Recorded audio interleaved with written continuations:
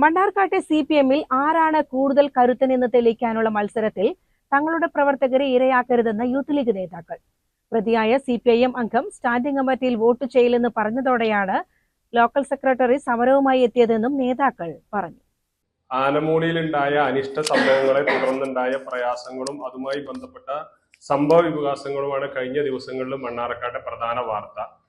ഞങ്ങൾ ഇന്ന് മണ്ണാർക്കാട്ടെ DYSP ഉൾപ്പെടെയുള്ള പോലീസ് അധികാരികളെ കണ്ടിട്ടുണ്ടായിരുന്നു. അവരോട് പറഞ്ഞിട്ടുണ്ടായിരുന്നത്, ഈ മണ്ണാർക്കാട് അന്ന് നടന്ന വിഷയത്തെ തുടർന്ന് ആനമൂടിയിലെ തദ്ദേശ തെരഞ്ഞെടുപ്പുമായി ബന്ധപ്പെട്ട ആനമൂടിയിലുണ്ടായ അനിഷ്ട സംഭവത്തെ തുടർന്ന് കഴിഞ്ഞ ദിവസങ്ങളിലൊക്കെ മണ്ണാർക്കാട് പാർട്ടിയിലെ ആരാണ് വലിയവൻ എന്നുള്ള ഒരു മത്സരത്തിന്റെ ഭാഗമായി നടക്കുന്ന നാടകങ്ങളുടെ ഭാഗമാക്കി ഞങ്ങൾ അതിൽ ഇരയാക്കുകയോ കക്ഷിയാക്കുകയോ ചെയ്യരുത് എന്നുള്ളതാണ് ഞങ്ങൾക്ക് പ്രധാനമായിട്ട് പറയാനുള്ളത്.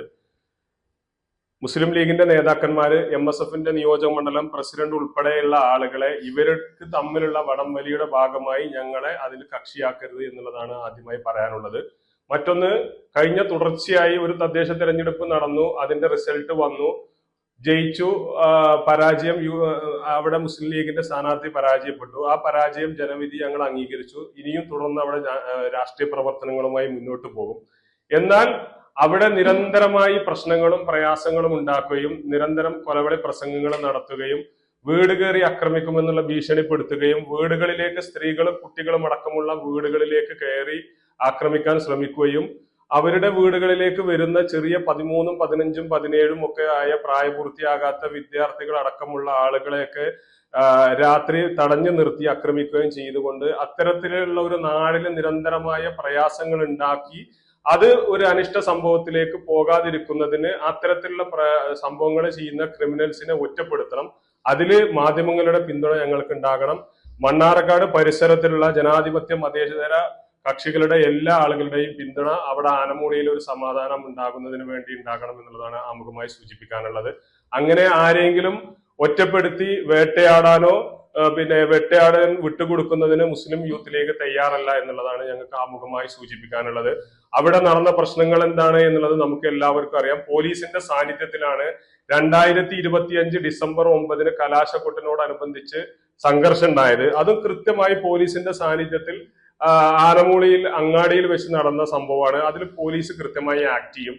എന്നാൽ അതൊക്കെ മനസ്സിൽ വെച്ചുകൊണ്ട് വ്യക്തിവിരോധം ആക്കി ഏതെങ്കിലും ചില ആളുകളെ ഒറ്റപ്പെടുത്തിക്കൊണ്ട് ആക്രമിക്കാനോ അല്ലെങ്കിൽ മറ്റു അപായപ്പെടുത്താനോ ശ്രമിച്ചാൽ അതിന് മുസ്ലിം ലീഗ് നോക്കി നിൽക്കാൻ മുസ്ലിം ലീഗിന് കഴിയില്ല. അവിടെ തുടർന്നും രാഷ്ട്രീയ പ്രവർത്തനങ്ങളായിട്ട് മുന്നോട്ട് പോകേണ്ടി വരും. അതിന് ബന്ധപ്പെട്ട ആളുകളുടെ എല്ലാ ജനാധിപത്യ മതേതര വിശ്വാസികളുടെയും പത്രമാധ്യമ സുഹൃത്തുക്കൾ അടക്കം പോലീസിന്റെ ഭാഗത്തു നിന്നുള്ള എല്ലാ ആളുകളുടെയും പിന്തുണ ആ നാടില് മണ്ണാർക്കാട് സമാധാനം നിലനിർത്തി പോകുന്നതിന് വേണ്ടി ഞങ്ങൾ ആഗ്രഹിക്കുകയാണ്. അതിന് എല്ലാവരുടെയും പിന്തുണ ഞങ്ങൾ അഭ്യർത്ഥിക്കുകയാണ്.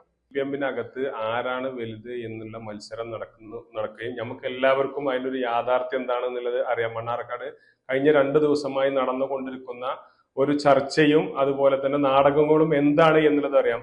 നിലവിലെ CPM-ന്റെ ലീഡർഷിപ്പ് ആരാണ്, പവർഫുൾ ലീഡർഷിപ്പ് ആരാണ് എന്നുള്ള ഒരു ചർച്ചയാണ് നടന്നത്. അത്തരത്തിൽ അവരാരോ നടന്നോട്ടെ, അവർ ചർച്ച നടത്തി ആരാണെന്ന് വെച്ചെങ്കിൽ അവർ തിരഞ്ഞെടുത്തോട്ടെ. അത്തരം ചർച്ചകളിലേക്ക് ഞങ്ങളുടെ ആളുകളെ കൊണ്ടുവരരുത് എന്നുള്ളതോ അല്ലെങ്കിൽ ആ ചർച്ചയുടെ ഭാഗമായി ഞങ്ങളുടെ ആളുകളെ ഇരയാക്കരുത് എന്നുള്ളതാണ് ഞങ്ങളുടെ ആവശ്യം. അതാണ് ഞങ്ങൾ ഇന്ന് ഡിവൈഎസ്പിനെയും CA ഉൾപ്പെടെയുള്ള ആളുകളെ കണ്ട് ഞങ്ങൾ ബോധ്യപ്പെടുത്തിയിട്ടുള്ളത്.